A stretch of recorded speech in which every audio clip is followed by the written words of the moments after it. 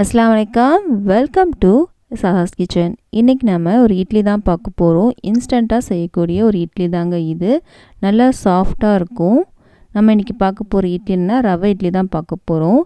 இந்த பிரேக்ஃபாஸ்ட் செய்கிறதுக்கு ஒரு அரை மணி நேரம் போதும். இந்த சட்னி இந்த இட்லிலாம் செய்கிறதுக்கு மொத்தமாகவே அரை மணி நேரம் போதுங்க. நல்லா சாஃப்டாக இருக்கும் இந்த இட்லி. பாருங்கள், இதுக்கு காம்பினேஷனாக நான் இன்றைக்கி வேர்க்கடலை சட்னியும் செஞ்சு காமிச்சிருக்கேன்.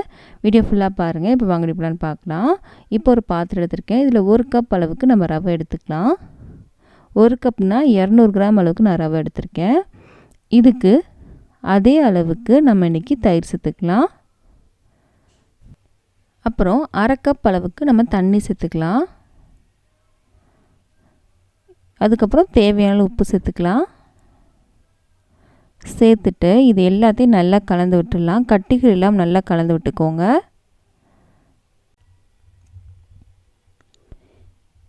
ரவை ரொம்ப குண்டாக இருந்துச்சு அப்படின்னா மிக்சியில் போட்டு அடிச்சுட்டு அதுக்கப்புறம் சேர்த்துக்கோங்க. எனக்கு கொஞ்சம் திக்காக இருக்குது, அதனால் இன்னும் கொஞ்சமாக தண்ணி சேர்த்துக்கிறேன். ரவை உரிச்சுனா இன்னும் கொஞ்சம் திக்காயிரும் இல்லையா, அதனால் இன்னும் ஒரு 1/4 கப் அளவுக்கு நான் தண்ணி எடுத்திருக்கேன். அதை நம்ம சேர்த்து நல்லா கலந்து விட்டுடலாம்.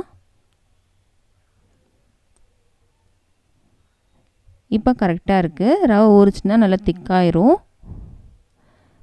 கட்டிகள் எதுவுமே இல்லை. இது ஊறிட்டுருக்கட்டுங்க. ஒரு 20 நிமிஷம் ஊறட்டும். இந்த டைமில் நம்ம சட்னி அரைச்சிடலாம். வாங்க, அடுப்பில் ஒரு பேன் வச்சுருக்கேன். இதில் நான் வறுத்தக்கல்ல ஒரு அரை கப் அளவுக்கு நான் எடுத்திருக்கேங்க. நான் தோலோடு தாங்க எடுத்திருக்கேன். நீங்கள் வேணுன்னா தோல் எடுத்து கூட பண்ணிக்கலாம். நான் தோலோடு தான் அரைக்கவும் போகிறேன்.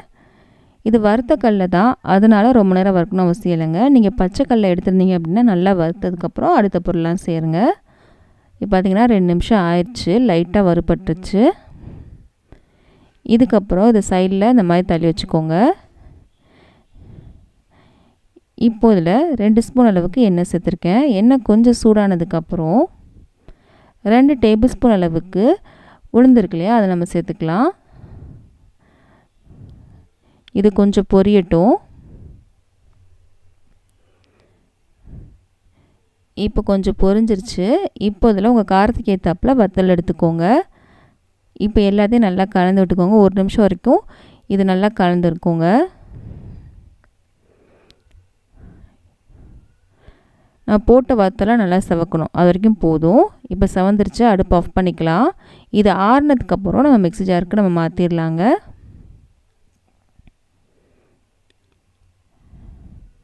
இருக்கட்டும். இப்போ பார்த்திங்கன்னா நல்லா ஆறிடுச்சு. மிக்ஸி ஜாருக்கும் மாற்றிட்டேன். இதில் ஒரு 4 பல் பூண்டு, 1 ஸ்பூன் அளவுக்கு சீரகம், இதுக்கப்புறம் உப்பு சேர்த்துக்கலாம். தேவையான அளவு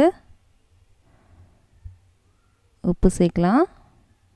இதுக்கப்புறம் ஒரு சின்ன துண்டு புளி எடுத்திருக்கேன். இதையும் நம்ம சேர்த்துடலாம். சேர்த்துட்டு கொஞ்சமாக தண்ணி சேர்த்து நம்ம அரைச்சிட்டு வந்துட்டேன். இப்போ பார்த்திங்கன்னா நல்லா திக்காக இருக்குது. இன்னும் கொஞ்சம் கூட நம்ம தண்ணி சேர்த்துக்கலாம். இந்த சட்னி ரொம்ப தண்ணியாக இருந்தால் நல்லா இருக்காது, இந்த அளவுக்கு திக்காக இருந்தாலும் நல்லா இருக்காது. அதனால் கொஞ்சமாக இந்த மாதிரி தண்ணி சேர்த்து இந்த மாதிரி கலந்து வச்சுருக்கேங்க. இந்த அளவுக்கு இருக்கணும். இதுக்கு மேலே தண்ணியாக இருந்தால் நல்லா இருக்காது இந்த சட்னி. இப்போ இல்லை நம்ம தாளித்து கொட்டிடலாம்.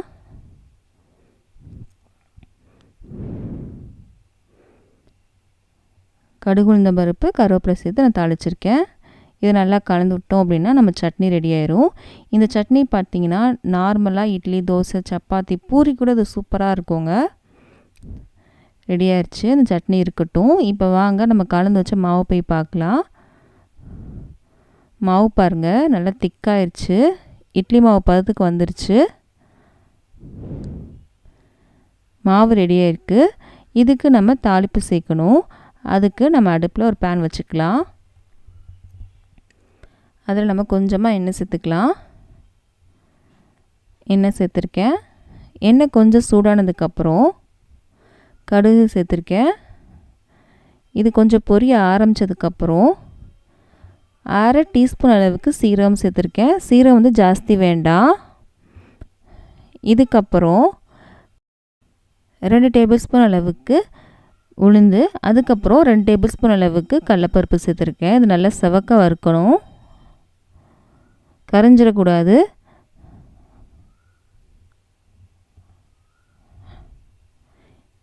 இதுக்கப்புறம் கொஞ்சமாக கருவேப்பிலையும் சேர்த்துக்கலாம். இதுவும் நல்லா பொரியணும். கரைஞ்சிச்சுன்னா நல்லாவே இருக்காது. அதனால் முடிஞ்ச அளவுக்கு நல்லா செவக்க வந்ததுக்கப்புறம் அடுப்புலேருந்து எடுத்துருங்க. நல்லா கலர் வந்துருச்சு. இப்போ நம்ம எடுத்துடலாம். இதை நம்ம மாவில் சேர்த்துடலாம் வாங்க.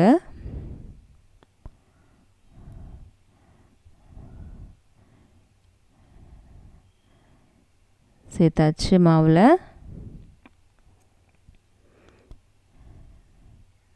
எல்லாத்தையும் நம்ம சேர்த்துட்டோம். இப்போ அதை நல்லா கலந்து விட்டுடலாம்.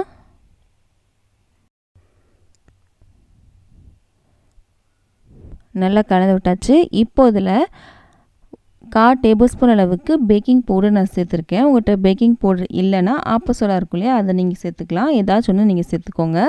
சேர்த்துட்டு நல்லா கலந்து விட்டுடலாம். ஆப்பசோடா வந்து 2 சிட்டிகை போதும், அதுக்கு மேலே வேண்டாம். நல்லா கலந்து விட்டாச்சு. மாவு ரெடி ஆயிடுச்சு. இந்த அளவுக்கு இருக்கணுங்க மாவு. ரொம்ப தண்ணியாகவும் இல்லாமல் ரொம்ப திக்காகவும் இல்லாமல் இந்த மாதிரி தான் இருக்கணும். இப்போது நம்ம ஒரு இட்லி தட்டு எடுத்துக்கலாம். இட்லி தட்டில் கொஞ்சமாக நான் எண்ணெய் தடவி வச்சுருக்கேன். மாவு சேர்த்துடலாம்.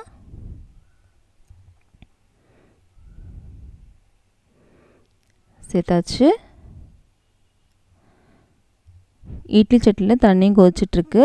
நம்ம வச்சிடலாம். ஒரு 15 நிமிஷம் ஆகுங்க இது வேகிறதுக்கு. நீங்கள் கொடுக்குற தீயை பொறுத்து டைம் வந்து வேரி ஆகுங்க. எனக்கு வந்து 15 நிமிஷம் ஆச்சு.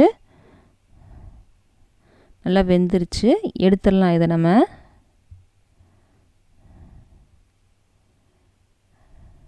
எடுத்து வச்சுருக்கேன். இது லைட்டாக ஆறிடுச்சு. இப்போ நம்ம எடுக்கலாம். நல்லா சாஃப்டாக இருக்குங்க இட்லி. கண்டிப்பாக நீங்கள் ட்ரை பண்ணி பாருங்கள். உங்களுக்கு ரொம்ப பிடிக்கும். நான் எவ்வளோ சாஃப்டாக இருக்குது அப்படின்றத நான் உங்களுக்கு பிச்சும் காமிக்கிறேன். இந்த சட்னியோடு நீங்கள் சாப்பிட்டீங்கன்னா செம்ம சூப்பராக இருக்கும். இந்த சட்னி மட்டுமே போதும், அவ்வளோ டேஸ்ட்டாக இருக்கும். கண்டிப்பாக நீங்கள் ட்ரை பண்ணி பாருங்கள். சாம்பார் நல்லாயிருக்கும், தேங்காய் சட்னி நல்லாயிருக்கும். இந்த இட்லிக்கு நீங்கள் எது வேணுமோ நீங்கள் வந்து செஞ்சு சாப்பிட்டு பாருங்கள். கண்டிப்பாக இந்த வீடியோ பிடிச்சிருக்கும்னு நம்புகிறேன். பிடிச்சிருந்துச்சு அப்படின்னா மறக்காம நம்ம சேனலை சப்ஸ்கிரைப் பண்ணிடுங்க. பக்கத்தில் இருக்க பெல் பட்டனையும் கிளிக் பண்ணிடுங்க. அப்போ தான் இனிமேல் போட போகிற எல்லா வீடியோஸும் இந்த மாதிரி ரெசிபிஸ்லாம் உங்கள் ஃப்ரெண்ட்ஸ்க்கும் ஃபேமிலிஸ்க்கும் பிடிக்கும் அப்படின்னா அவங்களுக்கு இந்த வீடியோ ஷேர் பண்ண மறக்காதீங்க. நம்ம அடுத்த வீடியோவில் சந்திக்கலாம்.